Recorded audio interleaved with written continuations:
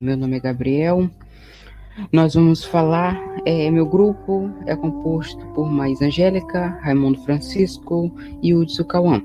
Nós vamos falar sobre o livro Iracema, de José de Alencar.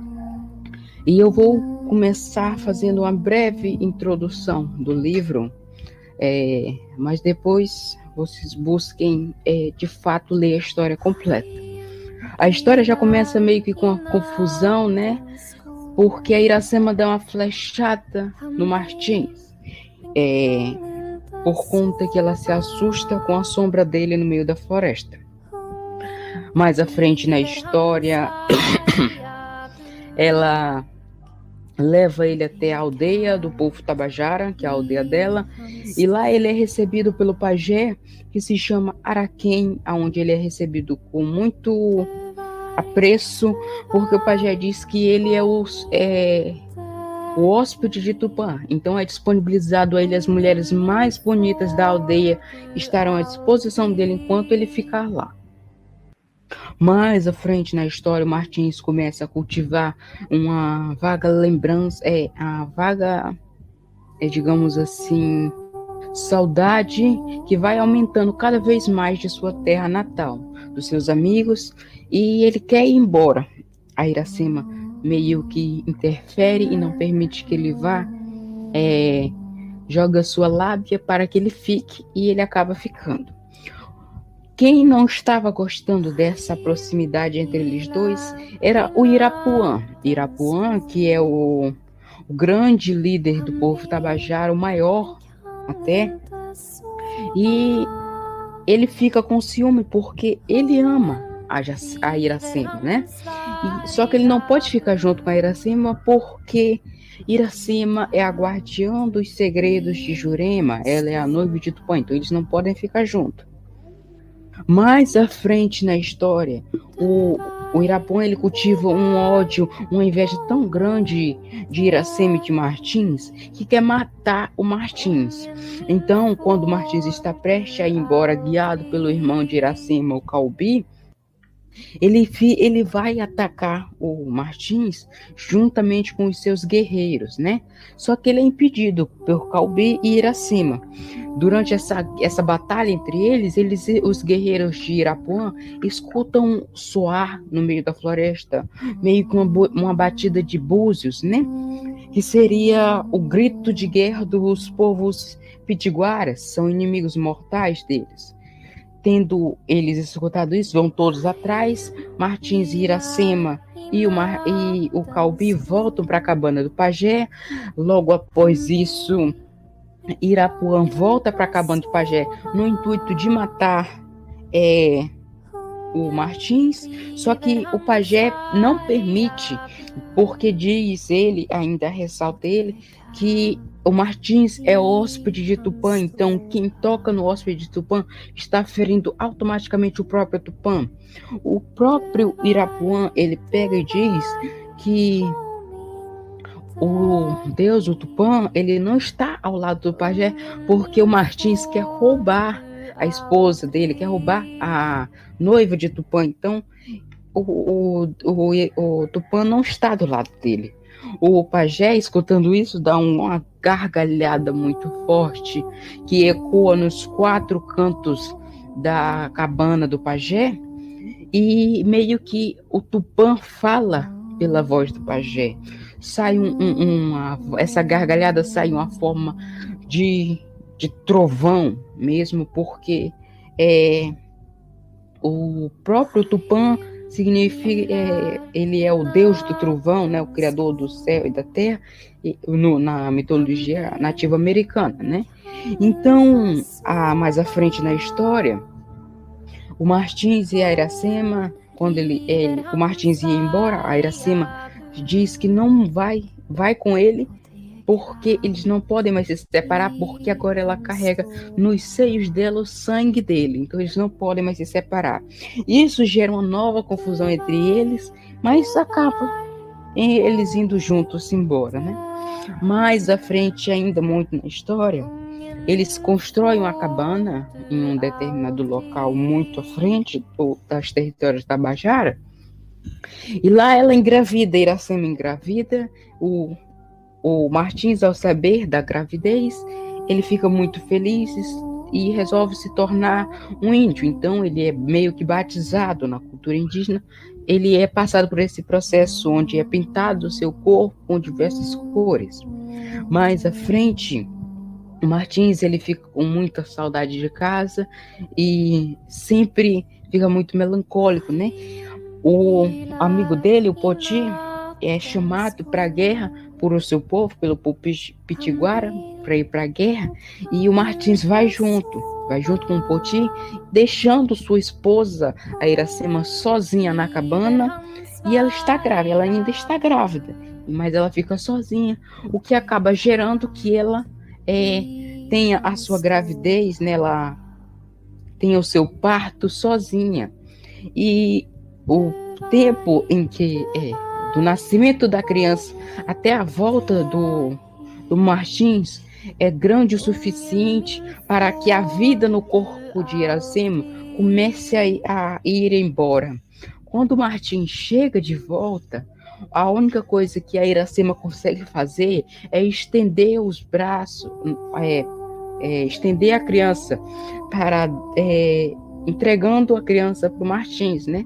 Logo após ela entregar, dizendo as frases lá, ela morre. Então, o Martins fica muito triste e tal. Ao mesmo tempo, ele está muito alegre por conhecer seu filho, que é o Moacir, que significa nascido da dor. Depois desse final trágico de Iracema, né? Ele volta para Portugal e volta com a criança, né? E assim se finda, né, a história trágica de Iracema.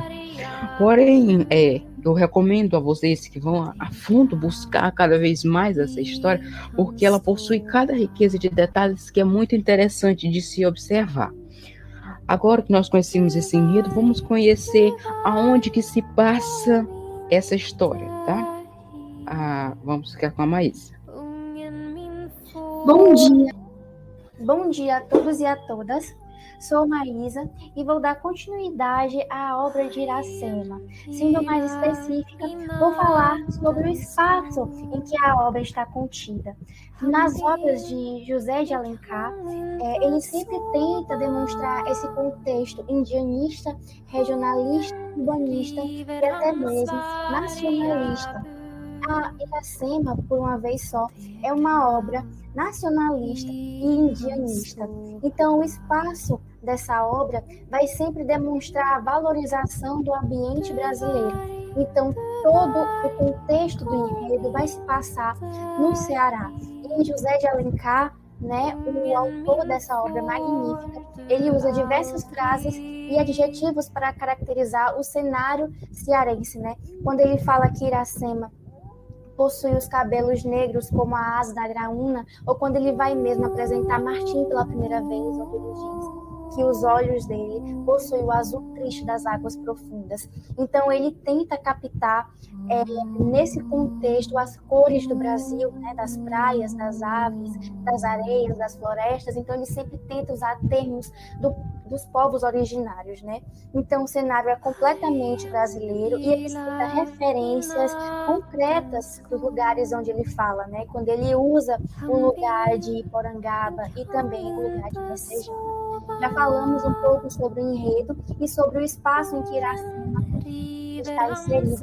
Agora eu convido o Raimundo Francisco para falar um pouco sobre o tempo da obra de Iracema. Bom dia, agora eu vou falar sobre o tempo da história de Iracema.